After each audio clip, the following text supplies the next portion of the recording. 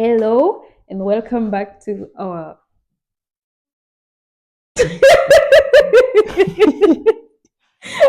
Bon, c'est bon, on va commencer. Welcome back to Hello and welcome back to our Je vais pas gratter la partie ici. Hein. Pas tes vidéos. Tu me lances l'anglais, le truc, c'est bête. Coupe ça, tu jettes. Sérieux. Ouais, c'est bête. Bonjour et bienvenue à notre deuxième. Non, pas bonjour, bonsoir. C'est déjà très tard. Ça dépend de l'heure à laquelle la personne regarde. Ça dépend de l'heure à laquelle tu regardes. Bonsoir, bonjour, bienvenue à la partie 2 de notre vidéo. On n'aimerait pas avoir de très très longues vidéos, par exemple pour laquelle la partie 2. Donc, dans la précédente vidéo, on avait fait la recette de ce gâteau que vous voyez ici.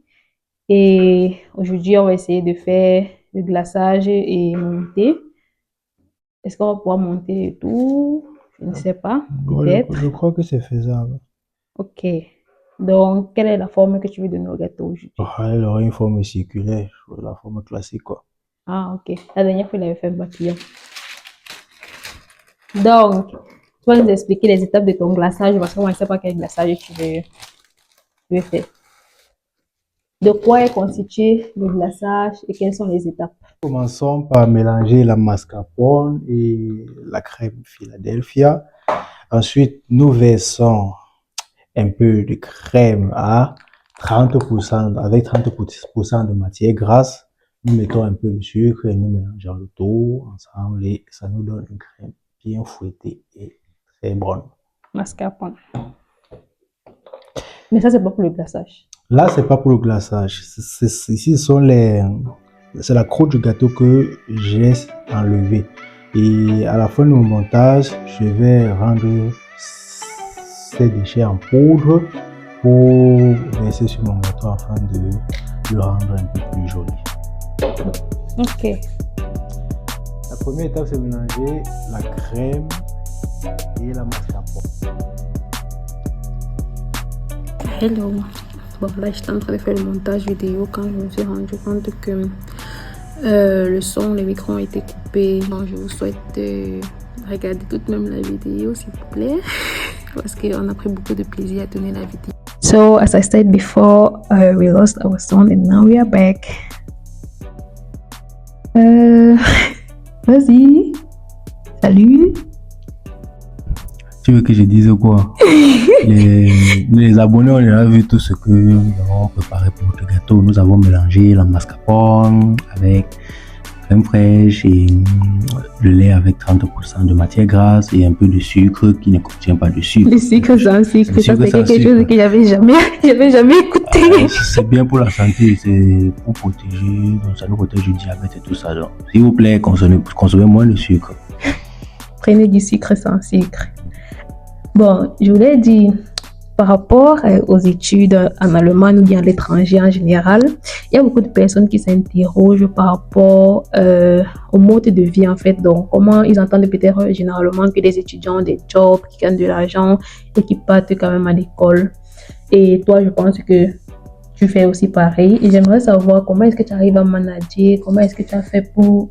Bon, fait pour trouver un job étudiant, ça sera trop long et on pourra parler de ça dans une autre vidéo. Mais comment est-ce que tu arrives à manager ton temps entre l'école, le travail, le stress de l'école, le stress du travail? C'est vraiment pas facile. Pour tout dire, il n'y a pas de solution miracle à cette situation-là. Elle est compliquée pour tout le monde et chacun trouve un moyen de combiner les deux afin de s'en sortir. Et je parle parce que moi aussi, dans mon cas personnel, j'ai commencé les deux déjà. Ça fait, je sais pas, 2 mois. Et vraiment, c'est stressant. C'est stressant. Parce que, bon, je parle pas trop de ça aux gens, mais combiner école et travail. Et moi qui allons tous les jours de la semaine, c'est pas facile. Donc j'aimerais bien savoir comment est-ce que tu as fait quand tu étais dans tes débuts peut-être. Et ouais, si tu as peut-être un petit conseil, l'erreur que tu as faite que tu regrettes le plus. Bon. Ouais. Bon, la plus grande erreur que j'ai commise dans mes débuts, c'était de prendre 2 semestres quoi. pour travailler avant de recommencer plus tard. C'était une erreur. Je ne conseillerais pas cela à quelqu'un. Ne le faites pas. Poursuivez vos études, même si c'est difficile, essayez. Pour tenir, il faut croire en ses rêves, se donner les moyens de les réaliser et se dire que demain, ça ira bien. Oui, ne pas se laisser distraire parce que j'ai aussi rencontré, il y a certaines personnes qui est arrivées ici en Allemagne et qui ont dit que non, les 2 premières années vont bloquer ça pour travailler et commencer l'école après. C'est l'erreur. Et je vois qu'il y a beaucoup de personnes aussi qui pensent ça, donc s'il vous plaît, ne faites pas ça. Don't do that. À ne pas reproduire. Et tu avais une petite anecdote par rapport au fait que les gens pensent qu'ici en Europe, il y a trop d'argent, donc c'est facile. Quand les gens entendent que tu gagnes peut-être 16 € de l'heure, ils convertissent en francs ou bien je ne sais pas quelle monnaie et ils trouvent que c'est beaucoup. Qu'est-ce que tu peux dire par rapport à ça? S'ils savaient seulement comment on souffre dans les entreprises ici, tu sors peut-être à 6 heures, tu fais 2 heures de route, tu arrives au boulot, tu fais 4 heures de travail, et tu rentres, ou peut-être 8 heures de travail, tu rentres chez toi, tu es épuisé. L'anecdote, c'était, j'ai eu une fois un cousin qui avait besoin que je le soutienne par rapport au deuil de sa grand-mère. J'ai coiffer quelqu'un à l'époque là, je n'avais pas encore les activités un vrai job quoi. Je coiffais les gens pour vivre, un peu comme notre grand français. Les gens pour vivre. Ouais. Je coiffais les gens pour vivre. Et à l'époque on ne payait même pas beaucoup comme maintenant dans je crois. Imagine-toi, tu connais notre communauté, notre frère, les gars de la communauté camerounaise. Quand tu dis 10 € pour une tête, ils te disent non. À l'époque, je crois que je gagnais 5 €, 6 € par tête. Voilà. Je me suis battu, j'ai coiffé 2 personnes, j'ai envoyé 10 € à mon ami, à mon cousin. Il a reçu l'argent et il m'a écrit pour dire que comment je demande là, tu m'envoies l'argent de beignet, les choses. Donc, il a simplifié en fait. Il a simplifié quoi. J'ai demandé qu'il envoie les 10 € là à mon petit frère. Il a envoyé les 10 € à mon petit frère. Je lui avais promis que je l'enverrai encore plus tard une fois qu'il aura envoyé. Une fois qu'il a fait, je l'ai bloqué. C'est comme ça. Quand on souffre pour envoyer l'argent aux gens, c'est pas facile. Si tu es au Cameroun ou bien dans un autre pays en Afrique, ne te dis pas que c'est facile. Là, c'est vraiment stressant et difficile.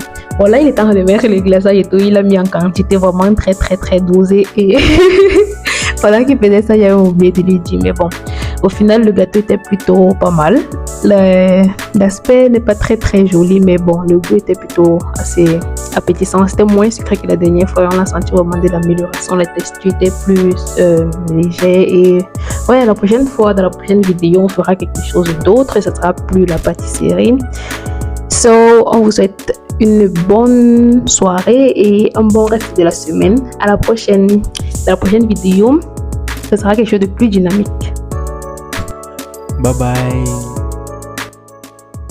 Je vous mets en rapide quelques images là et je vous laisse deviner dans quelle ville je suis, qu'est-ce qu'on va visiter et bon, pour ceux qui ne connaissent pas trop l'Allemagne, cherchez juste sur Google et essayez d'imaginer quelle ville c'est. En tout cas, c'est dans le NRV.